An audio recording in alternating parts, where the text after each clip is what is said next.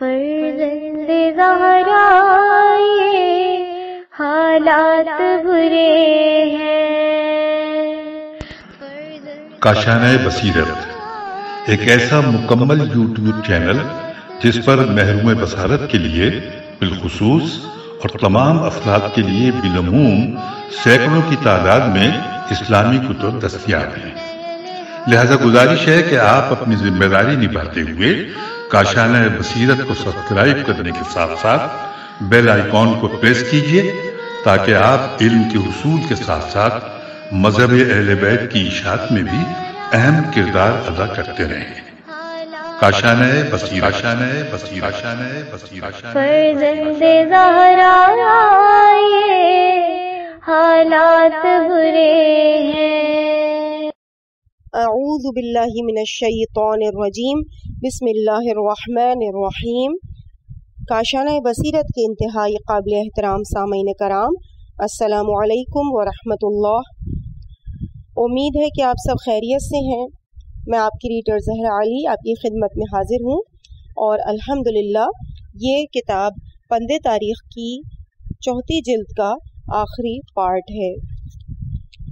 باب نہم یعنی آخری باب پند تاریخ جلد نمبر 4 کا، جس کا عنوان ہے توبہ و استغفار۔ سب سے پہلے آپ کے سامنے اس کی فہرست بیان کرتے ہیں۔ شیطان اور توبہ 290۔ توبہ سے خدا کتنا خوش ہوتا ہے 292۔ بشر حافی کی توبہ 293۔ ڈاکو سے ولی 294۔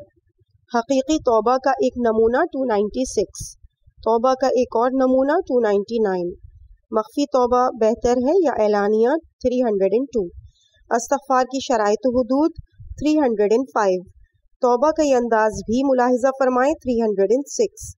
آج کے لوگوں سے موازنہ کریں 310۔ توبہ کے لیے تاخیر نہ کریں 311۔ کب ایمان لایا اور توبہ کی 312۔ ہر گناہ کے بعد توبہ کریں 314۔ ولایت امیر کی گواہی کس عالم میں دی 316۔ ہر گناہ کے لیے علیحدہ توبہ ہے 317۔ چند روایات 319۔ اب صفحہ نمبر 290 پہ باب نہم کا آغاز ہو رہا ہے، توبہ و استغفار۔ قرآن مجید میں پروردگار عالم ارشاد فرماتا ہے، اور وہ وہی ہے جو اپنے بندوں کی توبہ قبول کرتا ہے اور برائیوں کو معاف کرتا ہے۔ ایک اور جگہ ارشاد ہے، اور اے میری قوم اپنے رب سے استغفار کرو اور اس کے حضور توبہ کرو، اللہ تم پر موسلا دھار بارش برسائے گا۔ پہلا واقعہ شیطان اور توبہ۔ وہب سے منقول ہے کہ ایک دن شیطان حضرت یحییٰ علیہ السلام کے سامنے ظاہر ہوا اور کہنے لگا، میں آپ کو نصیحت کرنا چاہتا ہوں۔ حضرت یحییٰ نے فرمایا، مجھے تیری نصیحت کی کوئی ضرورت نہیں، البتہ مجھے لوگوں کی حالت اور ان کے طبقات کے متعلق بتا۔ شیطان نے کہا، ہماری نظر میں بنی آدم کے 3 اقسام ہیں۔ نمبر 1، ایک گروہ آپ کی طرح معصوم ہے اور ہم ان سے مایوس ہیں، اور ہمیں علم ہے کہ وہ ہمارے کسی بھی بچھائے ہوئے جال میں نہیں پھنسیں گے، ہمیں ان کے لیے تکلیف کرنے کی ضرورت نہیں۔ نمبر 2، ایک گروہ آپ کے بالکل متضاد ہے۔ اس گروہ کی حیثیت ہماری نظر میں وہی ہے جو گیند کی بچے کے ہاتھ میں ہوتی ہے، ہم انہیں گیند کی طرح جہاں چاہیں لڑکا دیں، انہوں نے ہمارے سامنے کبھی مزاحمت نہیں کی۔ نمبر 3، تیسرا طبقہ ہمارے لیے ان مذکورہ ہر 2 طبقوں سے زیادہ تھکا دینے والا ہے۔ اس طبقے میں ہم ایک شخص پر نظر رکھتے ہیں، بڑی مشکل سے وہ ہمارے دام میں پھنستا ہے اور 1-2 قدم ہمارے ساتھ چلتا ہے، پھر فوراً اس پر خوف طاری ہو جاتا ہے اور وہ توبہ و استغفار میں لگ جاتا ہے، اور یوں ہماری تمام محنت اکارت ہو جاتی ہے۔ ہم اسے دوسری مرتبہ اپنے جال میں پھنساتے ہیں، مگر وہ ہمارے تصرف میں آنے کے بعد پھر توبہ و استغفار کرنے لگ جاتا ہے۔ در حقیقت یہ طبقہ ہمارے لیے درد سری کا موجب ہے۔ اس گروہ سے نہ ہم تو مایوس ہیں اور نہ ہی پر امید ہیں۔ اس طبقے نے ہماری تکلیف کو دوچند کر رکھا ہے۔ ریفرنس ہے خزائن نراقی، صفحہ نمبر 368۔ اگلا واقعہ ہے توبہ سے خدا کتنا خوش ہوتا ہے۔ پوچھا گیا کہ مومن کی توبہ سے اللہ کتنا خوش ہوتا ہے۔ جواب دیا گیا کہ ایک شخص قافلے کے ہمراہ کہیں جا رہا تھا، اس کا اونٹ گم ہو گیا اور وہ شخص اونٹ کی تلاش کرنے لگا۔ تلاش کرتے کرتے رات ہو گئی اور اس شخص کی طرف سے مایوس ہو کر قافلہ آگے چلا گیا اور اس شخص کو اونٹ نہ ملا۔ آخر کار وہ شخص بصد حسرت قافلے کے پڑاؤ پر آیا۔ یہاں آ کر دیکھا تو قافلہ جا چکا تھا، اس کے پاس خورد و نوش کا بھی کوئی سامان نہ تھا اور وہ سر جھکا کر بیٹھ گیا۔ سوچنے لگا آج رات میں صحرائی جانوروں کی غذا بن جاؤں گا۔ اتنے میں ایک شخص اس کے اونٹ کی مہار پکڑے اس کے پاس آیا اور کہا کہ اٹھو، سوار ہو جاؤ اور میں تمہیں قافلے تک پہنچا آتا ہوں۔ تو وہ شخص کتنا خوش ہوگا۔ بتایا گیا کہ اس کی خوشی کی تو کوئی انتہا نہیں ہوگی۔ آپ نے فرمایا جب کوئی مومن توبہ کرتا ہے تو اللہ کو اس شخص سے بھی زیادہ خوشی ہوتی ہے۔ ریفرنس ہے انوار نعمانیہ صفحہ نمبر 88۔ اگلا واقعہ ہے بشر حافی کی توبہ۔ ایک مرتبہ امام موسیٰ کاظم علیہ الصلاۃ والسلام بغداد شہر سے گزر رہے تھے کہ ان کا گزر بشر کے گھر سے ہوا۔ بشر کے گھر سے گانے بجانے کی آوازیں آ رہی تھیں۔ معلوم ہوتا تھا کہ گھر میں موسیقی زور و شور سے جاری ہے۔ اسی اثنا میں بشر کی ایک کنیز کوڑا کرکٹ ڈالنے کے لیے گھر سے باہر آئی۔ امام موسیٰ کاظم علیہ السلام نے اس کنیز سے دریافت فرمایا یہ کس کا گھر ہے؟ کنیز نے کہا گھر کے مالک کا نام بشر ہے۔ امام موسیٰ کاظم علیہ السلام نے دریافت فرمایا گھر کا مالک آزاد ہے یا غلام ہے؟ کنیز نے کہا میرا آقا آزاد ہے۔ امام موسیٰ کاظم علیہ السلام نے فرمایا واقعی تو نے درست کہا ہے، اگر وہ کسی کا غلام ہوتا تو اسے اپنے آقا کا خوف ہوتا۔ کنیز واپس آئی۔ بشر شراب کی محفل سجائے بیٹھا تھا۔ اس نے کنیز سے پوچھا تم نے اتنی دیر کیوں لگائی؟ کنیز نے جواب دیا میں باہر گئی تو ایک نورانی شکل و صورت والا بزرگ یہاں سے گزر رہا تھا۔ اس نے مجھ سے پوچھا کہ اس گھر کا مالک بندہ ہے یا آزاد؟ میں نے انہیں بتایا کہ آزاد ہے۔ انہوں نے کہا واقعی اگر وہ کسی کا بندہ ہوتا تو آداب زندگی بجا لاتا اور اسے اپنے آقا کا خوف ہوتا۔ یہ سن کر بشر سر تاپا کانپ گیا اور برہنہ پا گھر سے نکلا اور اس بزرگوار کی تلاش شروع کر دی۔ جلد ہی اس کی ملاقات امام موسیٰ کاظم علیہ السلام سے ہو گئی اور عرض کی آقا واقعی میں اب تک آزاد تھا لیکن اب غلام بننا چاہتا ہوں۔ پھر اس نے امام موسیٰ کاظم علیہ السلام کی ہاتھ پر توبہ کی اور پوری زندگی زہد و تقوی میں بسر کر دی۔ بشر نے برہنہ پا امام علی مقام کے ہاتھ پر توبہ کی، اسی لیے اس نے پوری زندگی کبھی جوتا نہ پہنا اور پوری زندگی برہنہ پا رہ کر بسر کر دی۔ اسی وجہ سے اس کا لقب حافی مشہور ہو گیا۔ لوگ جب بھی اس کا نام لیتے تو اسے بشر حافی کہہ کر پکارا کرتے تھے۔ عربی زبان میں حافی پا برہنہ شخص کو کہا جاتا ہے۔ ریفرنس روضات الجنات صفحہ نمبر 232۔ اگلا واقعہ ہے ڈاکو سے ولی۔ فضیل بن عیاض ایک مشہور ڈاکو تھا۔ اس نے اپنا ایک گروہ تشکیل دیا ہوا تھا۔ قافلوں کو لوٹنا اس کا محبوب مشغلہ تھا اور اس نے اپنی زندگی کا ایک حصہ ڈاکہ زنی میں صرف کیا ہوا تھا۔ لوگ اس کا نام سن کر کانپ اٹھتے تھے اور ہمیشہ اس کے شر سے محفوظ رہنے کی دعائیں مانگا کرتے تھے۔ فضیل نے ایک عورت سے بھی دوستی کی ہوئی تھی۔ ایک مرتبہ وہ اپنی محبوبہ سے ملنے کے لیے گیا اور وہ اس کے مکان کی دیوار پر چڑھا۔ دیوار پھاندنا چاہتا تھا کہ اس کے کانوں میں قاری قرآن کی صدا آئی اور قاری نے یہ آیت پڑھی علم ان الذین آمنوا، کیا ایمان والوں کے لیے ابھی وہ وقت نہیں آیا کہ جب ان کے دل اللہ کی یاد کے لیے خشوع پیدا کریں۔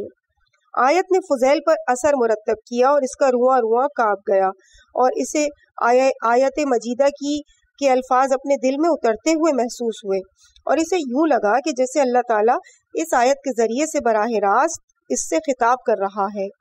فوراً دیوار سے نیچے اترا اور گردن جھکا کر کہا یا ربی ان، پروردگار وقت آ گیا ہے۔ غسل کیا، مسجد میں آ گیا، خدا کے حضور توبہ کی اور رو رو کر گناہوں کی معافی طلب کی اور آئندہ کے لیے توفیق عزدی کی درخواست کی۔ پھر مسجد سے نکل کر ایک ویرانے میں گیا۔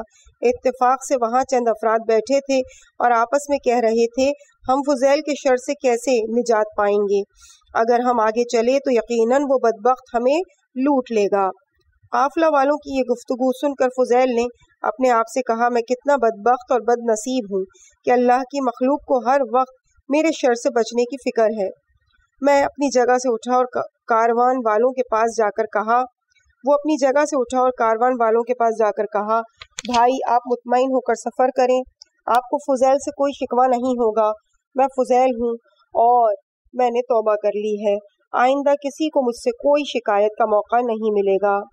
ریفرنس ہے روضات الجنات، لفظ فضیل۔ اگلا واقعہ ہے حقیقی توبہ کا ایک نمونہ۔ جنگ تبوک درپیش ہوئی، حضرت رسول مقبول صلی اللہ علیہ وآلہ وسلم نے مسلمانوں کو جنگ کی ترغیب دی۔ آخر الامر حضور کریم اپنے ساتھ لشکر لے کر گئے۔ اکثر منافق مختلف ہیلوں بہانوں سے مدینے میں رہ گئے۔ 3 افراد جو کہ منافق نہ تھے وہ بھی لشکر اسلام میں جانے سے رہ گئے۔ ان میں سے ایک کا نام کعب بن مالک تھا۔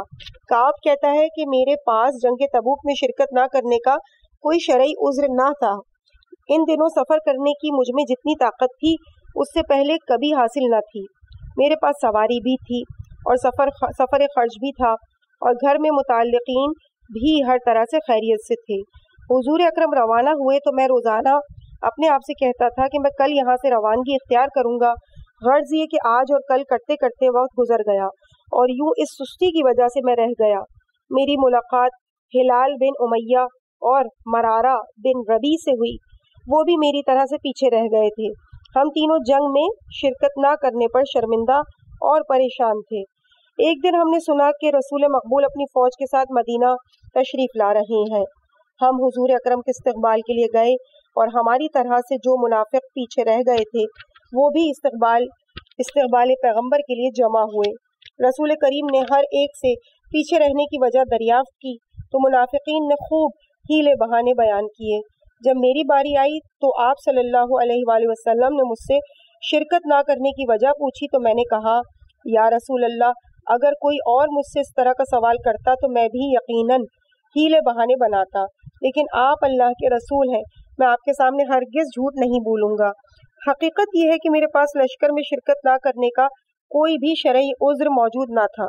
میں روانگی کے لیے جملہ وسائل سے مالا مال تھا، پھر بھی میں آج اور کل کرتا رہا اور یوں اس سعادت سے محروم رہ گیا۔ اور میرے 2 ساتھیوں ہلال بن امیہ اور مرارہ بن ربی نے بھی یہی جواب دیا۔ رسول کریم نے ہم سے بات نہ کی۔ پھر ہم نے باقی لشکر والوں کو سلام کیا تو انہوں نے بھی ہمیں سلام کا جواب نہ دیا۔ ہمارے خاندان والوں کو رسول مقبول کے اس طرز عمل کا علم ہوا تو انہوں نے بھی ہم سے قطع تعلق کر لیا اور ہم سے بولنا چھوڑ دیا۔ ہمارے لیے ایک عجیب صورتحال پیدا ہو گئی۔ ہم مسجد میں جاتے تو کوئی بھی شخص ہم سے گفتگو نہ کرتا اور ہماری باتوں کا جواب نہ دیتا۔ ہماری بیویاں رسول کریم کی خدمت میں حاضر ہوئیں اور عرض کی یا رسول اللہ ہم نے سنا ہے کہ آپ نے ہمارے خاوندوں سے قطع تعلق کر لیا ہے، اب ہمارے لیے آپ کا کیا حکم ہے؟ کیا ہم ان سے جدا ہو جائیں؟ حضور اکرم نے فرمایا تم ان سے کنارہ کشی نہ کرو، البتہ ان سے جنسی تعلقات قائم نہ رکھو۔ یہ حالات دیکھ کر کعب نے اپنے دوستوں سے کہا ہم سے پورے مدینے میں کوئی گفتگو نہیں کرتا، ہماری بیویاں تک ہم سے روٹھ چکی ہیں، ہماری رشتہ دار ہم سے بولنے کے روادار نہیں رہے، اندری حالات ہمارا گھر میں رہنا بے فائدہ ہے، شہر سے باہر بیابان میں نکل جائیں اور اللہ سے اپنے گناہوں کی معافی مانگیں اور جب تک اللہ ہمیں معاف نہ کرے واپس اپنے گھروں کو نہ لوٹیں۔ پھر ہم مدینے کے باہر ایک پہاڑ پر چلے گئے اور دن رات رو رو کر اللہ سے اپنے گناہوں کی معافی مانگتے رہے، مگر رحمت الہی جنبش میں نہ آئی اور ہمیں اپنے دامن عفو میں نہ لیا۔ جب اس عالم میں کئی دن گزر گئے تو میں نے اپنے باقی 2 دوستوں سے کہا بہتر یہ ہے کہ اب ہم آپس میں بھی بولنا بند کر دیں اور علیحدہ علیحدہ ہو کر اللہ سے اپنے گناہوں کی معافی مانگیں۔ پھر یہ تینوں دوست ایک دوسرے سے جدا ہو گئے اور علیحدہ علیحدہ سمتوں میں جا کر بیٹھ گئے۔ 3 دن اسی حالت میں گزر گئے۔ چوتھی رات رسول کریم صلی اللہ علیہ وآلہ وسلم اپنی زوجہ ام سلمہ کے گھر میں تھے کہ نصف شب کے وقت یہ آیہ مبارکہ آپ پر نازل ہوئی۔ بے شک اللہ نے نبی کی طرف رجوع کیا اور ان مہاجرین اور انصار کی توبہ قبول کی جنہوں نے مشکل وقت میں ان کی اتباع کی، جبکہ ایک فریق کا دل ٹیڑھا ہونے کے قریب پہنچ چکا تھا۔ بے شک اللہ ان کے لیے مہربان اور رحم کرنے والا ہے۔ اور ان کے علاوہ اللہ نے ان 3 افراد کی توبہ بھی قبول کی جو پیچھے رہ گئے تھے، یہاں تک کہ جب ان پر زمین اپنی وسعت کے باوجود تنگ ہو گئی اور غم و اندوہ کی وجہ سے وہ تنگ دل ہو گئے اور انہیں یقین ہو گیا کہ خدا کے علاوہ خدا سے بھاگ کر کہیں پناہ نہیں مل سکتی، پھر ان کی توبہ قبول کی تاکہ وہ مومن توبہ کریں۔ بے شک اللہ توبہ قبول کرنے والا مہربان ہے، تاکہ اور مومن توبہ کریں۔ بے شک اللہ توبہ قبول کرنے والا مہربان ہے۔ ریفرنس ہے تفسیر البرہان جلد نمبر 2 صفحہ نمبر 132 اور مجمع البیان۔ اگلا واقعہ ہے توبہ کا ایک اور نمونہ۔ ابو بصیر کہتے ہیں کہ میرا ایک ہمسایہ تھا جو کہ سلاطین کا مقرب تھا اور اس نے حرام کمائی سے کافی دولت جمع کی ہوئی تھی۔ اس کے پاس چند خوش آواز کنیزیں تھیں اور ہر وقت اس کے گھر میں محفل موسیقی جمی رہتی تھی اور دسترخوان پر شراب و کباب سجا رہتا تھا۔ میں اس کی ان محافل سے بہت تنگ ہوتا تھا اور میں نے اسے کئی بار نصیحت کی، لیکن وہ میری نصیحت پر عمل پیرا نہ ہوتا تھا۔ ایک مرتبہ میں نے زیادہ اصرار کیا تو اس نے کہا، تو بخوبی جانتا ہے کہ میں اپنے حرص و ہوا کا قیدی ہوں اور میں ابلیس کے ہاتھوں اسیر ہوں، لیکن تو ابلیسی پھندے سے آزاد ہے۔ میرے متعلق اپنے امام کو جا کر کہو، ممکن ہے کہ تمہارے ذریعے سے میں اپنے نفس کی غلامی سے آزاد ہو جاؤں۔ ابو بصیر کہتے ہیں کہ میں نے اپنے ہمسائے کی بات کو ذہن میں رکھا۔ کچھ عرصے کے بعد میں امام جعفر صادق علیہ السلام کی خدمت میں حاضر ہوا اور اپنے ہمسائے کی داستان انہیں سنائی۔ حضرت امام جعفر صادق علیہ السلام نے فرمایا، اب جب تو واپس کوفہ جائے تو لوگ تجھے ملنے کے لیے آئیں، اور اگر تیرا ہمسایہ بھی تجھے ملنے کے لیے آئے تو اس سے کہنا کہ جعفر بن محمد کہتے ہیں کہ اگر تو غلط کام چھوڑ دے تو میں تیری جنت کا ضامن ہوں۔ میں کوفے واپس آیا، دوست و احباب مجھ سے ملنے کے لیے آئے، ان میں میرا ہمسایہ بھی شامل تھا۔ میں نے اپنے ہمسائے سے کہا کہ میں نے تجھ سے ایک ضروری بات کرنی ہے۔ وہ بیٹھا رہا۔ جب خلوت میسر آئی تو میں نے اسے کہا، حضرت امام جعفر صادق علیہ السلام نے تیرے لیے میری زبانی پیغام بھیجا ہے، اگر تو غلط کام چھوڑ دے تو میں تیری جنت کا ضامن ہوں۔ یہ سن کر وہ رونے لگا اور مجھ سے کہا، تجھے خدا کی قسم کیا امام جعفر صادق علیہ السلام نے تجھے یہ پیغام دیا ہے؟ میں نے کہا جی ہاں۔ اس نے کہا میرے لیے یہی بہت ہے۔ پھر اس نے اپنے تمام غلط کاموں سے توبہ کر لی اور چند دن بعد مجھے اس کا پیغام ملا کہ آ کر مل جاؤ۔ میں اسے ملنے گیا تو وہ بیچارہ دروازے کے پیچھے چھپ کر کھڑا ہو گیا۔ میں نے کہا، بندہ خدا، تم سامنے کیوں نہیں آتے؟ اس نے جواب دیا، ابو بصیر، میں کیسے تمہارے سامنے آؤں؟ تمام لوٹی ہوئی دولت میں نے واپس کر دی، اب میرے پاس پہننے کے کپڑے تک نہیں، اسی شرمندگی کی وجہ سے میں تمہارے سامنے نہیں آ سکتا۔ میں وہاں سے واپس آیا اور اس کو لباس فراہم کیا اور اس کے لیے قوت لا یموت کا انتظام کیا۔ پھر چند دن کے بعد اس کا پیغام ملا کہ میں بیمار ہوں، ایک دفعہ ملنے کے لیے چلے آؤ۔ میں نے اس کی عیادت کی اور روزانہ اس کی عیادت کے لیے جاتا تھا اور میں نے اپنے طور پر اس کا کافی علاج معالجہ بھی کروایا، لیکن وہ صحت یاب نہ ہو سکا۔ آخر کار اس کی زندگی کے لمحات ختم ہونے کو آئے تو وہ بے ہوش ہو گیا۔ کچھ دیر بعد اسے ہوش آیا تو اس نے نحیف آواز میں مجھ سے کہا، ابو بصیر، تیرے مولا نے اپنا وعدہ پورا کر دیا ہے۔ پھر اس نے ہچکی لی اور انتقال کر گیا۔ میں اسی سال حج کے لیے مکہ گیا تو وہاں امام سے میری ملاقات ہوئی تو امام علیہ السلام نے فرمایا، ابو بصیر، ہم نے تیرے ہمسائے سے کیا ہوا وعدہ پورا کر دیا ہے۔ ریفرنس ہے بہار الانوار جلد نمبر 11 کا صفحہ نمبر 146۔ حاشی میں ہے کہ اس داستان جیسی ایک اور داستان ظالموں سے تعاون کے باب میں گزر چکی ہے۔ واضح رہے کہ دونوں داستانیں الگ الگ ہیں۔ ایک داستان ابو بصیر سے مروی ہے جبکہ دوسری داستان علی بن ابی حمزہ سے مروی ہے۔ انہیں ایک داستان تصور نہ فرمائیں۔ اگلا واقعہ ہے مخفی توبہ بہتر ہے یا اعلانیہ۔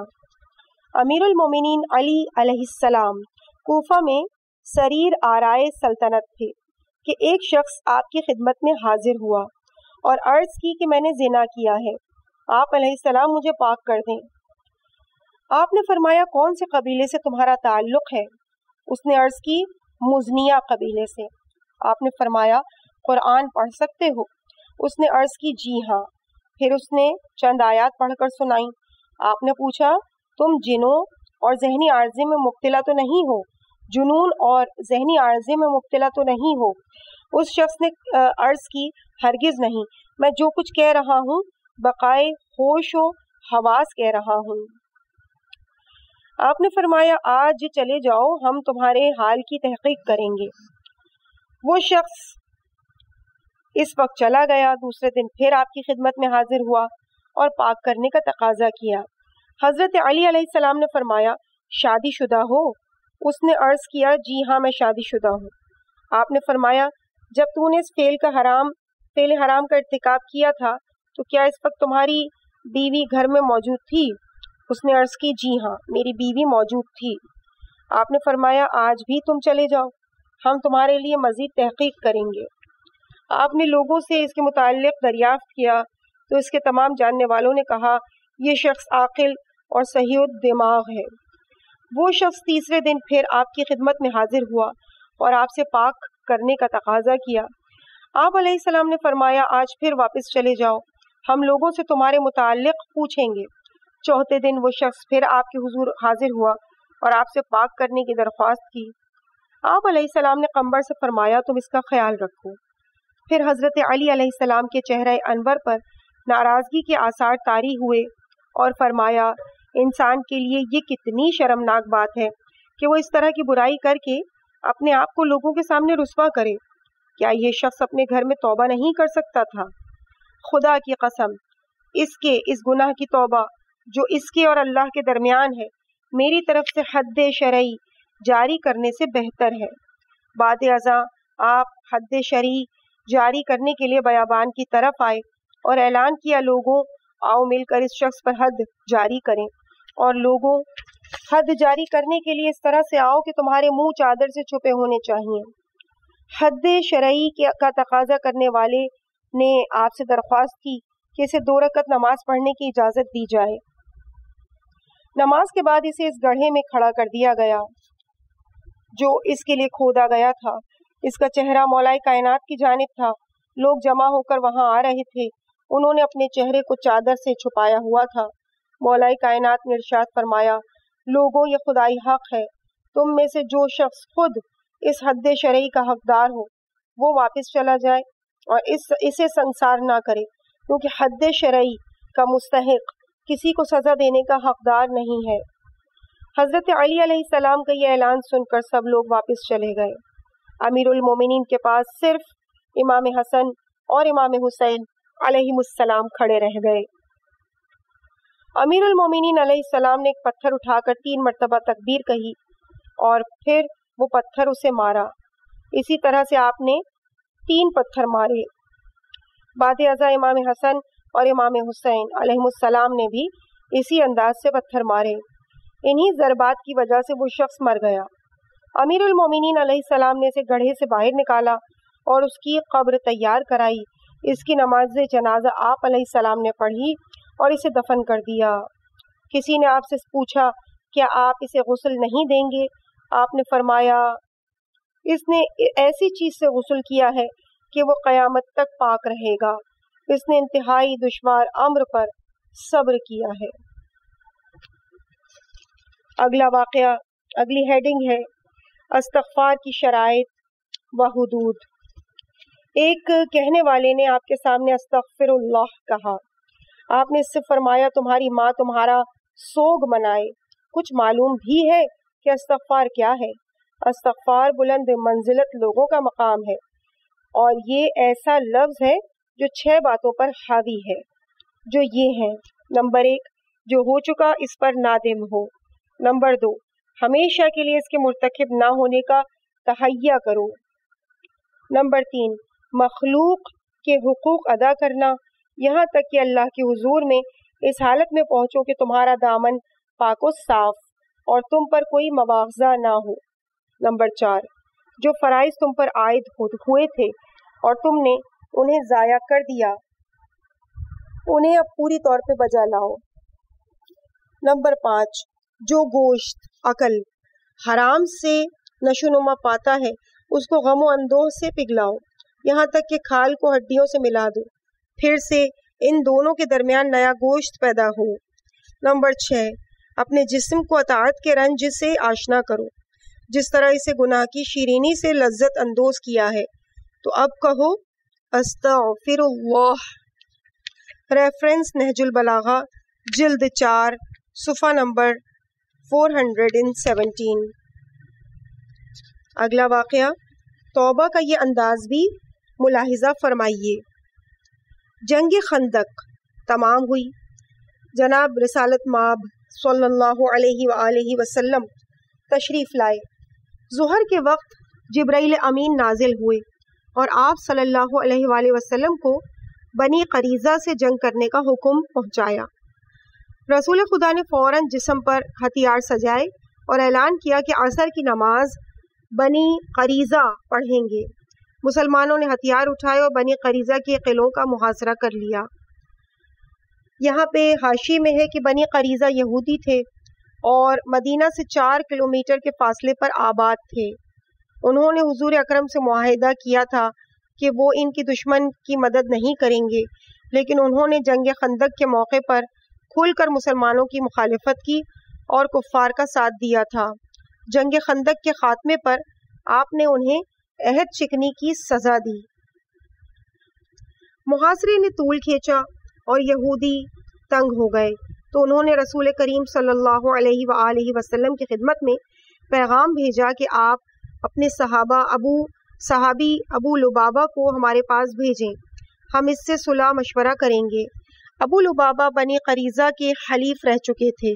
رسول کریم نے ابو لبابہ سے فرمایا تم اپنے حلیفوں کے پاس جاؤ اور دیکھو کہ وہ کیا کہنا چاہتے ہیں۔ ابو لبابہ بنی قریظہ کے قلعے میں آئے۔ بنی قریظہ کی عورتوں اور بچوں کی جیسے ہی نظر اپنے ایک حلیف پر پڑی تو وہ شدت غم سے رونے لگے۔ ابو لبابہ اس رقت انگیز منظر سے دل ہی دل میں متاثر ہوئے۔ بنی قریظہ کے افراد نے کہا ابو لبابہ تم بتاؤ ہمیں کیا کرنا چاہیے؟ کیا ہم غیر مشروط طور پر آپ کو محمد صلی اللہ علیہ وآلہ وسلم کے رحم و کرم پر چھوڑ دیں اور وہ ہمارے لیے جو فیصلہ چاہیں کریں، یا ہمیں کوئی اور طریقہ سوچنا چاہیے؟ ابو لبابہ نے کہا میرا مشورہ یہی ہے کہ تم مزاحمت ختم کر کے اپنے آپ کو غیر مشروط طور پر محمد کے حوالے کر دو۔ یہ الفاظ کہتے وقت ابو لبابہ نے اپنی گردن کی طرف اشارہ کیا۔ اشارے سے انہیں یہ سمجھانا مقصود تھا کہ اگر تم نے ایسا کیا تو تم قتل ہو جاؤ گے۔ ابو لبابہ اشارہ تو کر بیٹھے لیکن وہ اپنے اس طرز عمل پر سخت پشیماں ہوئے اور انہوں نے اپنے آپ سے کہا کہ میں نے خدا اور رسول سے خیانت کی ہے۔ پھر ابو لبابہ قلعے سے باہر آئے اور ضمیر کی ملامت کی وجہ سے رسول کریم کے سامنے جاتے ہوئے انہیں حیا آئی۔ وہ قلعے سے نکل کر سیدھے مسجد میں چلے گئے اور انہوں نے اپنے گردن میں رسی باندھ کر مسجد کے ایک ستون کے ساتھ رسی کا دوسرا سرا باندھا۔ وہ ستون ستوانہ توبہ کہلاتا تھا، ستوات توبہ کہلاتا تھا۔ ابو لبابہ نے دل میں اپنے آپ سے یہ عہد کر لیا کہ میں اپنے آپ کو اس قید سے اس وقت تک نہیں نکالوں گا جب تک اللہ میری توبہ قبول نہیں کرے گا۔ رسول خدا صلی اللہ علیہ وآلہ وسلم کو ابو لبابہ کا شدت سے انتظار تھا۔ آخر کار رسول مقبول نے فرمایا ابو لبابہ ابھی تک کیوں واپس نہیں آیا؟ ایک صحابی نے عرض کی اس نے اپنے آپ کو ستون توبہ کے ساتھ باندھا ہوا ہے۔ آپ نے فرمایا اگر ابو لبابہ ہمارے پاس چلا آتا اور اپنے گناہ کی مغفرت کے لیے درخواست کرتا تو ہم اللہ سے اس کا گناہ معاف کروا دیتے، لیکن اب اس نے براہ راست اللہ سے رابطہ کیا ہے۔ اب اللہ تعالیٰ جو مناسب ہوگا اس کے لیے فیصلہ فرمائے گا۔ ابو لبابہ نے کئی روز تک اپنے آپ کو رسی سے باندھے رکھا۔ وہ دن رات روزے رکھتے اور افطار کے وقت انتہائی قلیل غذا کھاتے، قضائے حاجت کے علاوہ مسجد سے باہر نہ جاتے۔ ایک شب جب کہ رسول کریم صلی اللہ علیہ وآلہ وسلم حضرت ام سلمہ کے گھر میں تشریف فرما تھے تو اللہ تعالیٰ نے ابو لبابہ کی توبہ قبول کرنے کی آیت نازل فرمائی اور جبرائیل امین یہ آیت لے کر نازل ہوئے۔ اور کچھ لوگ ایسے ہیں جنہوں نے اپنے گناہوں کا اعتراف کیا، انہوں نے نیک اور بد عمل مخلوط کر دیے تو اللہ ان کی توبہ قبول فرمائے گا، بے شک اللہ بخشنے والا مہربان ہے۔ رسالت مآب صلی اللہ علیہ وآلہ وسلم نے اپنی زوجہ جناب ام سلمہ سے فرمایا اللہ نے ابو لبابہ کی توبہ قبول کر لی ہے۔ ام سلمہ نے عرض کی اگر آپ کی اجازت ہو تو میں اسے خوشخبری سناؤں؟ آپ نے اجازت دی۔ حضرت ام سلمہ نے حجرے سے سر نکال کر اسے خوشخبری سنائی۔ ریفرنس مورخ طبری لکھتے ہیں کہ یہ واقعہ نزول حجاب سے قبل کا ہے۔ ابو لبابہ نے اللہ کی حمد و ثنا کی، چند مسلمان آگے بڑھے تاکہ اسے رسی سے آزاد کریں۔ ابو لبابہ نے سب کو سختی کے ساتھ منع کیا اور کہا جب تک رسول خدا صلی اللہ علیہ وآلہ وسلم مجھے اپنے ہاتھوں سے آزاد نہیں کریں گے اس وقت تک میں اس قید میں رہوں گا۔ رسول کریم تشریف لائے اور اسے اپنے ہاتھوں سے آزاد کیا اور فرمایا اللہ نے تیری توبہ قبول کی اور آج تو گناہوں سے اسی طرح سے پاک ہو گیا جیسا کہ پیدائش کے دن پاک تھا۔ ابو لبابہ نے عرض کی آقا میں شکرانے نعمت کے طور پر تمام مال صدقہ کرنا چاہتا ہوں۔ رسول خدا نے اجازت نہ دی۔ ابو لبابہ نے نصف ترکہ صدقہ کرنے کی اجازت طلب کی تو آپ نے اجازت نہ دی۔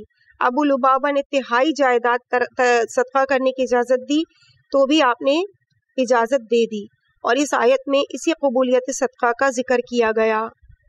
ان کے مال سے صدقہ لیں، انہیں اس کے ذریعے سے پاک صاف کر دیں اور ان کے لیے دعائے مغفرت فرمائیں اور ان کے لیے دعا فرمائیں، بے شک تمہاری دعا ان کے لیے باعث تسکین ہے، اور اللہ سننے والا اور جاننے والا ہے۔ کیا وہ نہیں جانتے کہ اللہ ہی اپنے بندوں کی توبہ قبول کرتا ہے اور صدقات کو منظور کرتا ہے، اور بے شک وہ توبہ قبول کرنے والا مہربان ہے۔ ریفرنس ہے تفسیر برہان جلد نمبر 2 صفحہ نمبر 154۔ اس کے بعد اگلا واقعہ ہے آج کے لوگوں سے موازنہ کریں۔ ابو بصیر کہتے ہیں کہ میں ایک دن امام جعفر صادق علیہ السلام کی خدمت میں بیٹھا ہوا تھا۔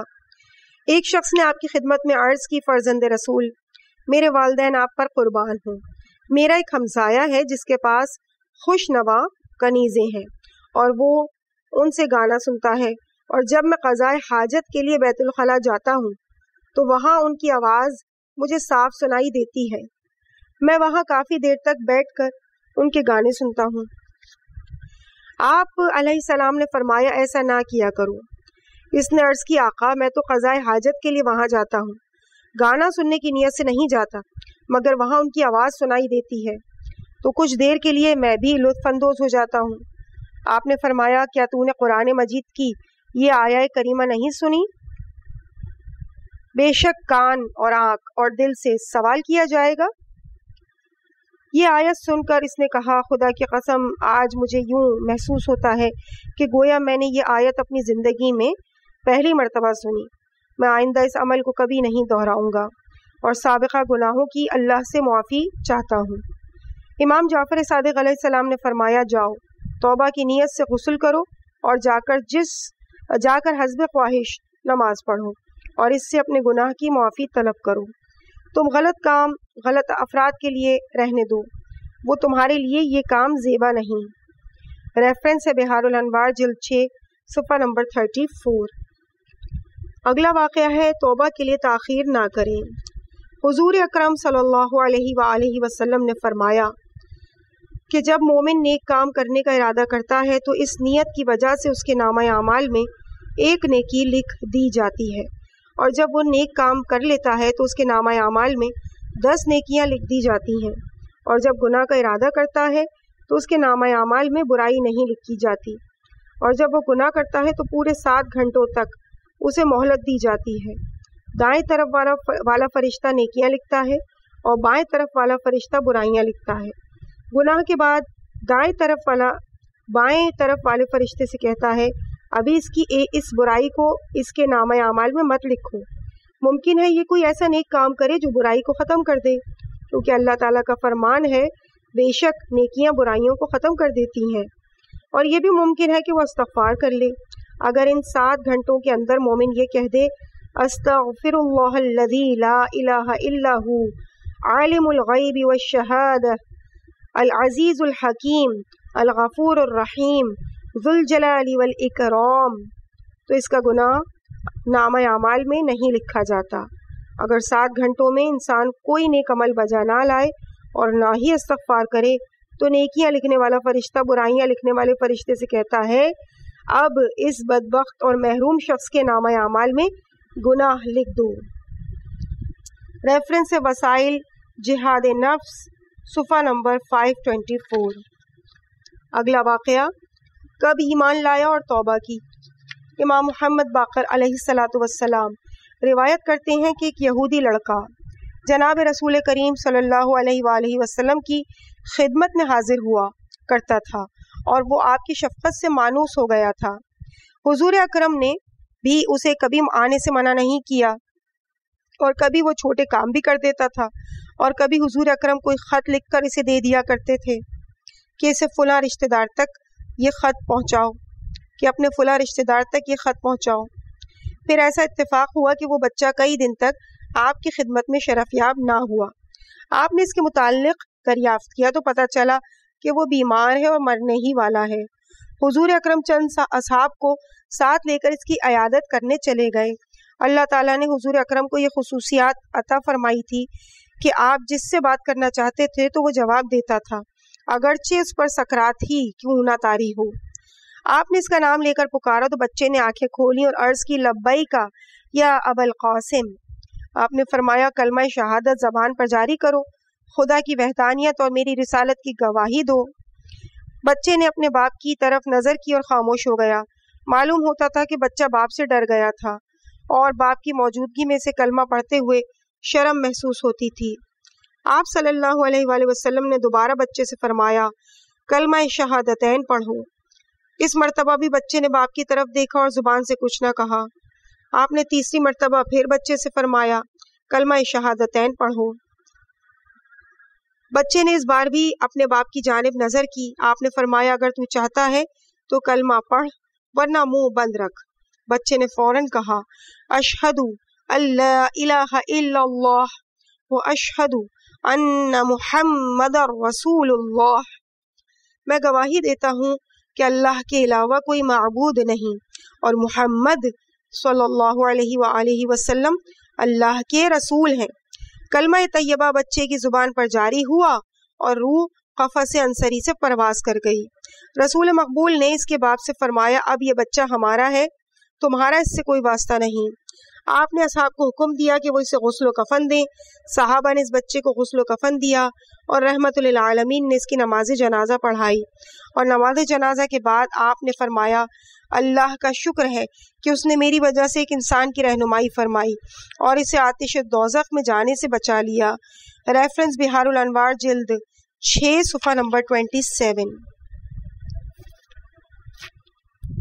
اگلا واقعہ ہے ہر گناہ کے بعد توبہ کریں. سلام بن مستطیر روایت کرتے ہیں کہ میں ایک دن امام محمد باقر علیہ السلام کی خدمت میں بیٹھا تھا کہ حمران بن عین بھی آ گئے. انہوں نے آپ سے بہت سے مسائل دریافت کیے. جب حمران روانہ ہونے لگے تو انہوں نے کہا مولا میری دعا ہے کہ اللہ آپ کو عمر دراز عطا فرمائے اور ہمیں آپ سے مستفید ہونے کی توفیق عنایت فرمائے. میں چاہتا ہوں کہ آپ کے سامنے اپنی قلبی کیفیت عرض کروں. جب ہم آپ کی خدمت میں آتے ہیں تو آپ کی گفتگو سن کر ہمارے دل منور ہو جاتے ہیں اور ہم دنیا کو یکسر فراموش کر دیتے ہیں اور مال دنیا کی ہماری نظر میں کوئی قدر و قیمت نہیں ہوتی. اور جب ہم آپ کے پاس سے اٹھ کر جاتے ہیں تو تاجروں سے ملتے ہیں اور دوسرے افراد سے ملاقات ہوتی ہے تو ہمارے دل میں دوبارہ دنیا کی محبت بیدار ہو جاتی ہے اور ہمارے دل کی وہ پہلی کیفیت باقی نہیں رہتی. امام علیہ السلام نے فرمایا یہی تو قلب ہے. لفظ قلب دل تقلب سے ماخوذ ہے اور اس کے معنی زیر و زبر ہونا ہے. کبھی سخت ہوتا ہے اور کبھی نرم ہوتا ہے.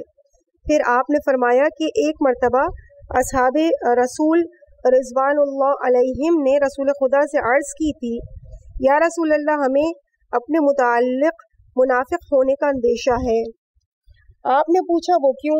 تو انہوں نے کہا، یا رسول اللہ جب ہم آپ کی خدمت میں حاضر ہوتے ہیں تو آپ ہمیں آخرت کا شوق دلاتے ہیں اور ہم فکر آخرت میں اتنا ڈوب جاتے ہیں کہ ہم دنیا سے بے رغبت ہو جاتے ہیں، اور ہمیں یوں محسوس ہوتا ہے کہ گویا ہم اپنی آنکھوں سے جنت و جہنم کا مشاہدہ کر رہے ہیں، مگر ہماری یہ حالت صرف اس وقت تک رہتی ہے جب تک ہم آپ کی خدمت میں موجود رہتے ہیں، اور جب ہم آپ کے پاس سے اٹھ کر گھر جاتے ہیں تو اپنی اولاد سے ملتے ہیں اور اپنی گھریلو ضروریات میں مصروف ہو جاتے ہیں، تو ہماری سابقہ کیفیت باقی نہیں رہتی۔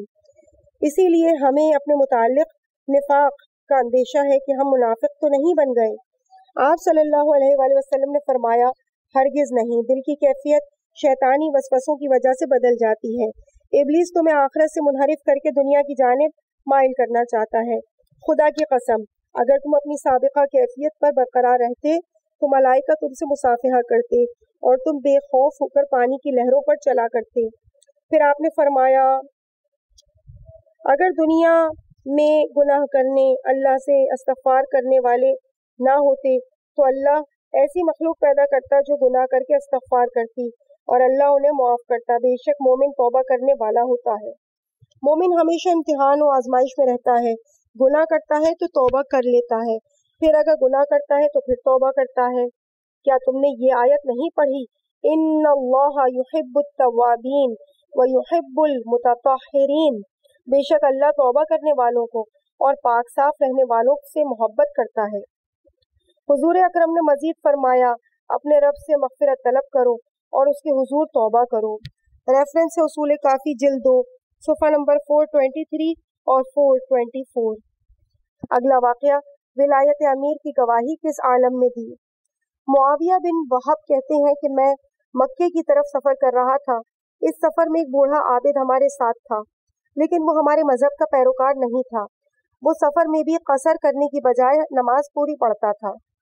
اس کے ساتھ اس کا ایک نوجوان بھتیجا بھی تھا اور وہ ہمارا ہم مذہب تھا۔ راستے میں بوڑھا شخص بیمار ہوا اور ہمیں اس کے بچنے کی کوئی امید نہ رہی۔ میں نے اس کے بھتیجے سے کہا، اپنے چچا کو ولایت علی کی طرف مائل کرو تاکہ اس کا خاتمہ بالخیر ہو جائے۔ نوجوان چچا کے پاس بیٹھا اور کہا، چچا جان، یہ ایک حقیقت ہے کہ رسول خدا صلی اللہ علیہ وآلہ وسلم کی وفات کے بعد اکثر افراد صحیح نظریات پر قائم نہیں رہے اور انہوں نے حضرت علی کی روگردانی کی، جبکہ علی کی اتباع دراصل رسول خدا کی اتباع ہے۔ بوڑھے شخص نے آہ کی آواز سینے سے نکالی اور کہا، میں اس وقت اسی عقیدے کو قبول کرتا ہوں اور اسی مذہب کو اختیار کرتا ہوں۔ یہ الفاظ کہنے کے بعد اس کی روح اپنے جسم سے نکل گئی۔ ہم مکے آئے اور امام جعفر صادق علیہ السلام کی خدمت میں حاضر ہوئے۔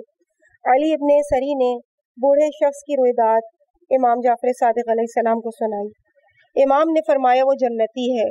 علی بن سری نے کہا، مولا، اس نے تو مرنے کے وقت ولایت علی کا عقیدہ اختیار کیا، بھلا اس سے اس کے ایمان کا کیا فائدہ؟ بھلا اسے اس کا ایمان کیا فائدہ دے گا؟ آپ نے فرمایا، تم اس سے اور کیا چاہتے ہو؟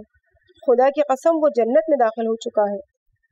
ریفرنس اصول کافی جلد نمبر 2 صفحہ نمبر 441۔ اگلا واقعہ، ہر گناہ کی علیحدہ توبہ ہے۔ امام جعفر صادق علیہ السلام نے فرمایا، پچھلے زمانے میں ایک شخص رہتا تھا۔ اس نے حلال طریقے سے دنیا تلاش کی مگر ناکام رہا۔ اس کے ہاتھ دنیا نہ آئی۔ اس نے حرام طریقے سے دنیا طلب کی، پھر بھی ناکام رہا۔ اس کے ہاتھ دنیا نہ لگی۔ ایک مرتبہ ابلیس مجسم ہو کر اس کے سامنے آ گیا اور کہا، تم نے حلال اور حرام طریقوں سے دنیا حاصل کرنے کی کوشش کی مگر ناکام رہے۔ اگر تم میرے کہنے پر عمل کرو تو تمہارے پاس دنیا کی کوئی کمی نہیں رہے گی اور بہت سے افراد تمہاری پیروی کرنا اپنے لیے باعث سعادت بھی سمجھیں گے۔ اس شخص نے کہا، میں تیری بات پر ضرور عمل کروں گا۔ ابلیس نے اسے مشورہ دیا، تم ایک نیا دین و مذہب ایجاد کر لو اور لوگوں کو اس کی دعوت دو۔ اس نے ابلیس کے کہنے پر عمل کیا۔ آہستہ آہستہ لوگ اس کے پیروکار بننے لگے اور اس کے پاس دولت کے ڈھیر جمع ہو گئے۔ پھر کچھ عرصے کے بعد اس نے سوچا میں نے بہت ہی غلط کام کیا، میں نے لوگوں کو گمراہ کیا، اب میرے لیے توبہ صرف اس صورت میں ممکن ہے کہ میں اپنے پیروکاروں کے سامنے اپنے جھوٹ کا اقرار کر لوں تاکہ وہ غلط نظریات سے بچ جائیں اور اللہ مجھے معاف فرما دے۔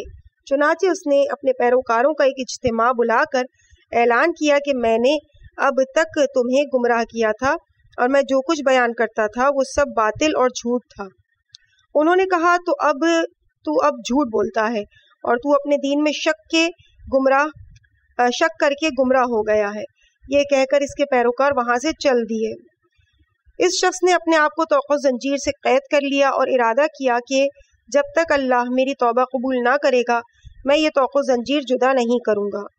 اللہ تعالیٰ نے اس زمانے کے نبی کو وحی فرمائی کہ تم اس شخص سے کہہ دو کہ خدا فرماتا ہے کہ مجھے اپنی عزت کی قسم اگر تو اتنی گریہ ازاری کرے کہ تیرے وجود کا بند جدا ہو جائے تو بھی میں تیری دعا قبول نہ کروں گا اور نہ تیری توبہ منظور کروں گا جب تک تو ان لوگوں کو زندہ نہ کرے جنہیں تو نے گمراہ کیا تھا اور وہ اسی میں مر گئے تھے۔ ریفرنس ہے بہار الانوار جلد نمبر 2 صفحہ نمبر 277۔ اس کے بعد عزیزان گرامی یہاں پہ واقعات مکمل ہوئے۔ ہیڈنگ ہے چند روایات کی۔ امام جعفر صادق علیہ السلام نے فرمایا کہ رسول خدا صلی اللہ علیہ وآلہ وسلم کا فرمان ہے جو اپنی موت سے 1 سال پہلے توبہ کر لے تو اللہ تعالیٰ اس کی توبہ قبول کرے گا۔ پھر فرمایا سال بہت بڑا عرصہ ہے، جو اپنی موت سے 1 ماہ قبل توبہ کر لے تو اللہ اس کی توبہ قبول کرے گا۔ پھر فرمایا مہینہ بہت بڑا ہے، جو اپنی موت سے 1 جمعہ قبل توبہ کر لے تو اللہ اس کی توبہ قبول کرے گا۔ پھر فرمایا جمعہ بھی بہت بڑا ہے، جو اپنی موت سے 1 دن قبل توبہ کرے اللہ اس کی توبہ قبول کرے گا۔ پھر فرمایا 1 دن بھی بہت بڑا ہے، جو ملک الموت کو دیکھنے سے پہلے توبہ کرے تو بھی اللہ اس کی توبہ قبول کرے گا۔ ریفرنس ہے کافی جلد نمبر 2 صفحہ نمبر 440۔ امام محمد باقر علیہ السلام نے فرمایا کہ جب سانس یہاں تک آ جائے اور آپ نے اپنے حلق کی جانب اشارہ فرمایا تو اس وقت عالم کی توبہ قبول نہیں ہوتی اور جاہل کی توبہ قبول ہو جاتی ہے۔ محمد بن مسلم روایت کرتے ہیں کہ امام محمد باقر علیہ السلام نے مجھ سے فرمایا محمد بن مسلم جب مومن توبہ کر لے تو اس کے گناہ معاف ہو جاتے ہیں، اسے چاہیے کہ توبہ اور استغفار کے بعد نیک عمل بجا لائے اور اس حقیقت کی طرف متوجہ رہو کہ خدا کی قسم قبولیت توبہ کا امتیاز اہل ایمان کے لیے مخصوص ہے۔ میں نے کہا آقا اگر توبہ کے بعد پھر گناہ کرے اور دوبارہ توبہ کر لے؟ آپ نے فرمایا محمد بن مسلم تو کیا سمجھتا ہے کہ مومن اپنے گناہ پر پشیماں ہو اور اللہ کے حضور توبہ و استغفار کرے تو اللہ اس کی توبہ قبول نہیں کرتا؟ میں نے عرض کی ایک شخص بار بار گناہ کرتا ہے اور بار بار توبہ کرتا ہے۔ آپ نے فرمایا مومن جتنی بار بھی توبہ و استغفار کرے گا اللہ اتنی بار اس کی مغفرت کرے گا، بے شک اللہ بخشنے والا مہربان ہے، وہ توبہ قبول کرتا ہے اور گناہوں کو معاف کرتا ہے۔ مومن کو اللہ کی رحمت سے نا امید نہیں ہونا چاہیے، مومن کو اللہ کی رحمت سے نا امید نہ کرنا۔ ریفرنس اصول کافی جلد نمبر 2 صفحہ 277۔ معاویہ بن وہب کہتے ہیں کہ میں نے امام جعفر صادق علیہ السلام سے سنا جب بندہ توبہ نصوح کرتا ہے تو اللہ دنیا اور آخرت میں اس کی پردہ پوشی فرماتا ہے اور اس سے محبت کرتا ہے۔ میں نے عرض کی اللہ آپ کی پردہ پوشی کیسے کرتا ہے؟ اللہ اس کی پردہ پوشی کیسے کرتا ہے؟ تو امام عالی مقام نے فرمایا فرشتوں نے جو اس کے گناہ لکھے ہوتے ہیں اللہ وہ گناہ فرشتوں کو فراموش کروا دیتا ہے اور اس کے اعضاء و جوارح کو حکم دے دیتا ہے کہ تم اس کے گناہوں کو مخفی رکھو، اور زمین کو اللہ تعالیٰ وحی کر کے حکم دیتا ہے کہ یہ تیری پشت پر جو گناہ کرتا تھا تو انہیں مخفی رکھ، اور توبہ کرنے والا مومن جب اللہ کے سامنے حاضر ہوگا تو اس کے خلاف کوئی چیز گواہی نہ دے گی۔ ریفرنس اصول کافی جلد نمبر 2 صفحہ نمبر 421۔ پروردگار عالم سے دعا ہے کہ وہ ہم سب کے जो सामीन इस रीडिंग को सुन रहे हैं उन सब के मुझ समेत और तमाम तर मोमिनीन मोमिनात के तमाम गुनाहान कबीरा और सगीरा को अपने फ़ज़ल से मुआफ़ फरमाए और हम सब की तौफ़ीक़ात में इजाफ़ा फरमाए ताकि बेहतरीन और नेक आमाल अंजाम दे सकें और परवरदिगार आलम की बेशबहा नेमतों का शुक्र अदा कर सकें। शुक्र है परवरदिगार आलम का कि पंदे तारीख़ की जिल्द नंबर 4 अपने इख्तिताम को पहुँच गई, अल्हम्दुलिल्लाह। अब इंशाअल्लाह इसके बाद आपसे मुलाकात होगी पंदे तारीख़ की जिल्द नंबर 5 के साथ। मुझे यानी ज़हरा अली को अपनी दुआओं में याद रखिएगा और अपना ख्याल रखिएगा। वस्सलामु अलैकुम व रहमतुल्लाहि व बरकातहू।